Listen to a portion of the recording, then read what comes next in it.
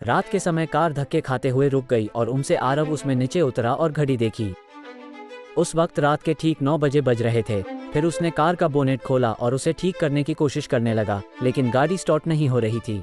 आरव ने मोबाइल से मदद मंगवानी चाही, पर उसमें नेटवर्क का नमो निशान नहीं था। फिर उसने गाड़ी की पिछली सीट पर सोई हुई अपनी पत्नी मिताली को आवाज दी। मिताली, अरे ओ मिताली, उठो जल्दी से, हमें आज की रात किसी गेस्ट हाउस या होटल में बितानी होगी, क्योंकि गाड़ी खराब हो गई है और अब मैकेनिक के बिना ठीक नहीं होगी। हमेशा की तरह मिताली नींद में ही बड़बड़ाते हुई उठी। आरव, तुमसे एक काम ढंग से नहीं होता। कब से बोल रही हूँ, ये तुम्हारी पुरानी खटारा बेचकर कम से कम एक सेकंड हैंड कार ले लो। जवाब में आरव बोला, माता रानी, अब अपना बैग उठाओ और चलो कहीं रात गुजारने का जुगाड़ करते हैं। अब फिर दोनों जंगल की कच्ची सड़क छोड़ के मेन हाईवे पर आ गए। उसी वक्त उन्हें जंगल में दूर कहीं से भेड़ियों के रोने की आवाजें आने। वो भेड़ियों आवाजें उस काली रात को और भी डरावना बना रही थी। दोनों लगभग आधा घंटा चलते रहे, पर उन्हें ना कोई लिफ्ट मिली और ना कोई होटल। आरव, तुम्हारे बेवकूफ दोस्त मिंटू ने ये कौन से वीराने में फार्म हाउस खरीद रखा है? इस बात पर आरव कुछ कहता उससे पहले ही आसमान में जबरदस्त बिजली कड़की। उस आवाज से डरी हुई मिताली आरव के सीने से लिपट गई। उस वक्त आरव के चेहरे पर एक मुस्कान चमक गई थी। तेज बारिश के आसार नजर आने लगे थे। तभी चलते चलते बिजली की चमचमाती तेज रोशनी में उन्हें एक पुरानी हवेली दिखाई दी। वो दोनों तेजी से दौड़ते दौड़ते उस हवेली के नजदीक पहुंचे। हवेली गेट पर उन्हें कोई वॉचमैन नजर नहीं आया, इसलिए वो दोनों गेट खोलकर हवेली के मुख्य दरवाजे के पास पहुंचे। दरवाजे पर डोर बेल के नाम पर एक पुरानी रस्सी किसी सांप की तरह लटक रही थी।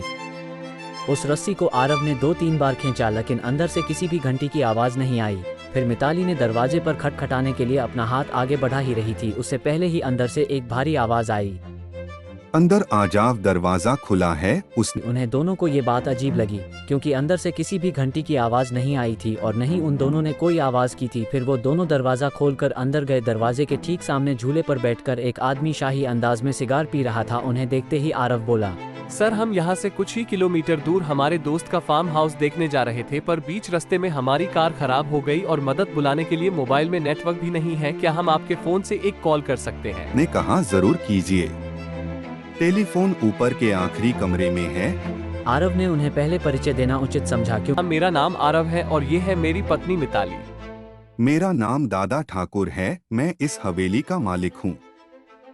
आरव और मिताली हवेली की शान देखते ही रहे थे कि उनकी नज़र दादा ठाकुर के पीछे वाली दीवार की सबसे बड़ी फोटो फ्रेम पर पड़ी, जो खाली थी और पूरे घर में तस्वीरें ही तस्वीरें थी। उन सब में एक बात समान थी कि किसी भी तस्वीर में कोई भी हंस नहीं रहा था। सभी तस्वीरें बिल्कुल भी भावनाहीन थी। फिर आरव और मिताली दोनों ऊपरी मंजिल पर गए और आखिरी कमरे में जाकर लैंडलाइन से अपने दोस्त मिंटू को कॉल करने लगे। बहुत बार कोशिश करने पर भी फ़ोन नहीं लग रहा था। तभी मिताली की नज़र उस दीवार पर पड़ी, वहाँ और एक फ़ोटो फ्रेम टंगी थी। उसमें भी कोई तस्वीर नहीं थी, सिर्फ खाली फ्रेम। उन्हें ये बात थोड़ी अजीब लगी। फिर दोनों नीचे गए और दादा ठाकुर से बोले, यहाँ की फ़ोन लाइन में हमेशा गड़बड़ी रहती है, दोबारा से प्रयास करे या फिर चाहे तो आज की रात आप दोनों यही रुक जाइए। मिताली और आरव कमरे में जाकर फिर कॉल लगाने की कोशिश करने लगे, पर सब बेकार। आखिर में दोनों ने रात को वही रुकने का निर्णय लिया। बेड पर लेटते ही दोनों की आंख लग गई। रात के ठीक 1:30 बजे आरव की नींद अचानक से खुल गई और वह एक बार फिर से अपने दोस्त को फोन लगने लगा, लेकिन उस वक्त फ़ोन पूरी तरह डेड था। हाथ से फ़ोन नीचे रखते हुए आरव की नज़र दीवार पर गई और सामने का नज़ारा देखकर उसके चेहरे पर से हवाइयाँ उड़ गई। कुछ घंटों पहले देखी हुई खाली फ्रेम में अब उन दोनों की तस्वीर थी और उसके नीचे लिखी थी उनके मौत की तारीख। उसने मिताली को उठाया और उसे तस्वीर दिखाई। फिर दोनों ने वहाँ से सरपट दौड़ लगाई। सीढ़ियों से वो दोनों तेजी से नीचे उतरने लगे, पर उतरते वक्त सीढ़ियों पर उन्हें 4 पैरों की जगह 6 पैरों आवाज़ आ रही थी। अब वो दोनों काफ़ी डर चुके थे।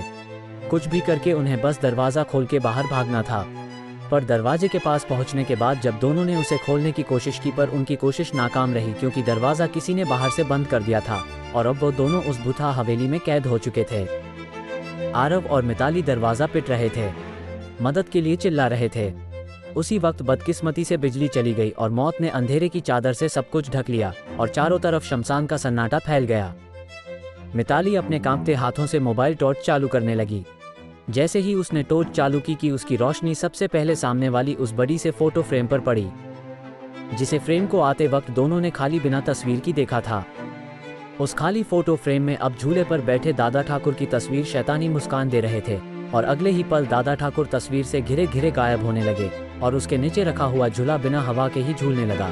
उस भयानक मंजर को देखकर मिताली की घिघी बैठ गई और आरव बस बेसुध देखता ही रहा। कुछ ही पलों में मोबाइल भी स्विच ऑफ हो गया। अब तक उजाले में मिताली और आरव को वहां पर एक दूसरे के सांसों की ही आवाज आ रही थी, पर अब अंधेरे में उन्हें और कई सारे लोगों के सांसों की आवाज सुनाई देने लगी।